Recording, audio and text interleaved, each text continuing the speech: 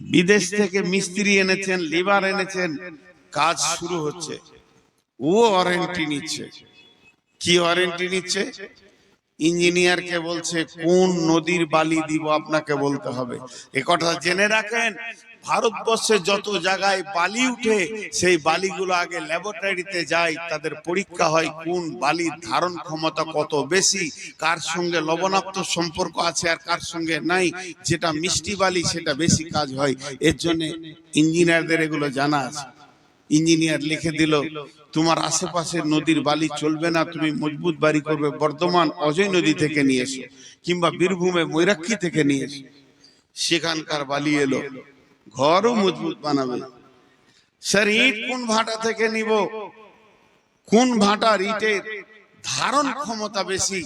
উনি লিখে দিলেন লালগোলা চলে যাও, ওখানকার ইটের ধারণ ক্ষমতা বেশি, মুর্শিদাবাদের নিয়ে এসো। দুটা দামি মাল এলো। স্যার রড কোন কোম্পানির লাগাবো? উনি লিখে দিলেন এলিগেন্ট। সেমি স্টিল চলবে না, এলিগেন্টের রড লাগাও। এলিগেন্ট রড চলে এলো। স্যার সিমেন্ট, বলে অম্বুজা প্লাস হলে ভালো হয়, এলটি যদি পাওয়া যেত তা আরো ভালো। চলে এলো। বাকি থাকলো কি? আপনারা বেরেন্দে বলেন বাকি থাকলো কি? পাথর এলো, রড এলো, সিমেন্ট এলো, বালু এলো, ইট এলো, মাল এসে গেল। বন্ধু, সিমেন্টের গায়ে লেখা আছে 80 বছরের ওয়ারেন্টি।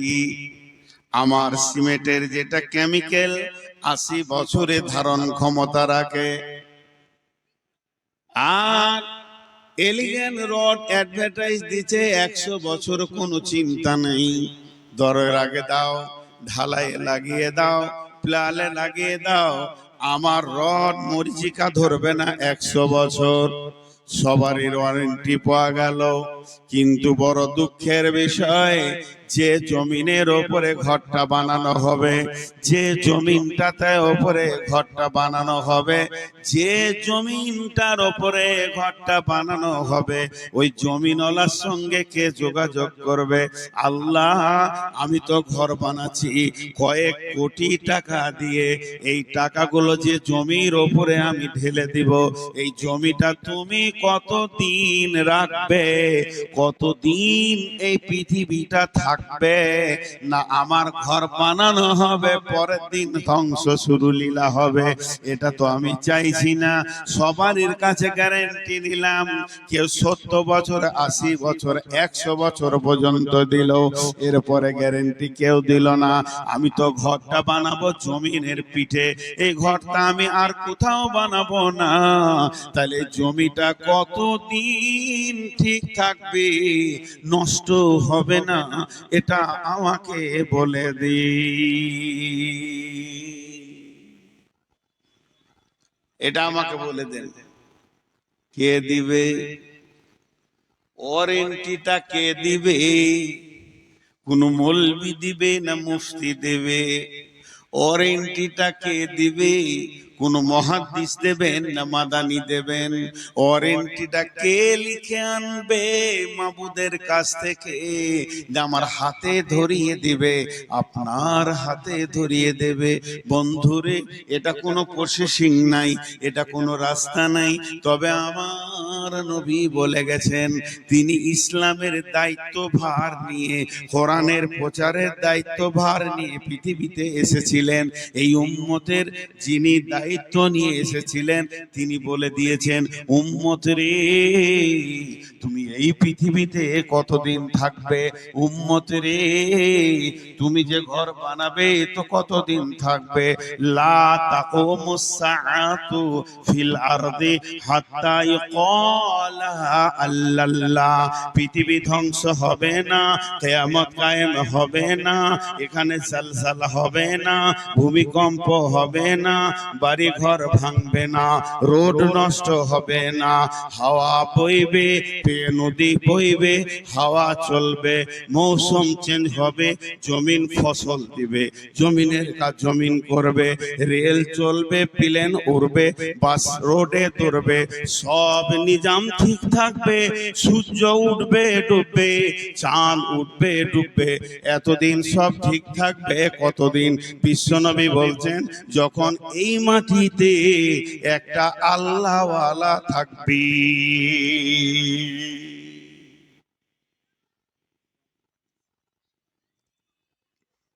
একটা আল্লাহওয়ালা থাকবে।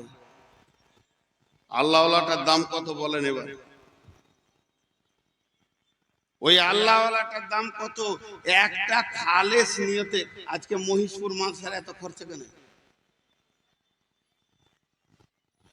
মহিষপুর মাদ্রাসার কমিটিকে আমি প্রশ্ন করছি, শুধু মহিষপুর নয়, যত মাদ্রাসা কমিটি বসেছেন আমি প্রশ্ন করছি, আপনারা শুরু থেকে শেষ পর্যন্ত বছরে 20 লাখ, 50 লাখ, 30 লাখ, 70 লাখ, 80 লাখ খরচা করছেন কেন? খেপা কুকুরে কামড়িয়েছে, গাঁজা খেয়েছে, মাথা নষ্ট হয়ে গেছে, টাকাটা নষ্ট করছে। উদ্দেশ্য একটাই, আল্লাহওয়ালা তৈরি হোক, পৃথিবী শান্তি হবে। সকলের উদ্দেশ্য, মহিষপুর মাদ্রাসা কমিটির উদ্দেশ্য আর কোন মাদ্রাসার কমিটি উদ্দেশ্য, সব মাদ্রাসার কমিটির একটা উদ্দেশ্য, আল্লাহওয়ালা বানাতে রাখ, আল্লাহওয়ালা বানাতে রাখ। আমি এখনো বায়ানে যাইনি, ভূমিকায় আছি। মেন বায়ানে যখন যাব আপনি উঠবেন না। বড় দুঃখের বিষয়, এই মহিষপুরে এবার নিয়ে 3-4 বার আসা হয়ে গেল। যতবার এসেছি লোক ভালো পেয়েছি, যতবার এসেছি কমিটির ব্যবহার ভালো পেয়েছি, আজও পেয়েছি। কিন্তু দুঃখের বিষয়, শেষ পর্যন্ত আপনারা থাকতে পারবেন না। আর আমি আগামী বছরে বাঁচবো কিনা জানি না। এখন আমি কথা বলছি, আজকে ব্লাড টেস্ট করেছে কথা বলছি, 506 সুগার আমার। পানিটা এমনি খেয়েছি না, জিভ শুকিয়ে যাচ্ছে। তারপরেও কথা বলছি, আপনারা একটু শুনেলেন, আমিও চলে যাব।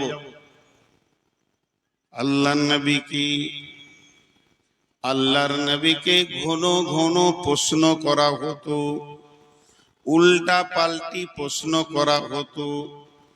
কোরআনের ভিতরে আছে, আল্লাহ সূরা নাবাতে বলছেন, আম্মা ইয়াতাসাআলুন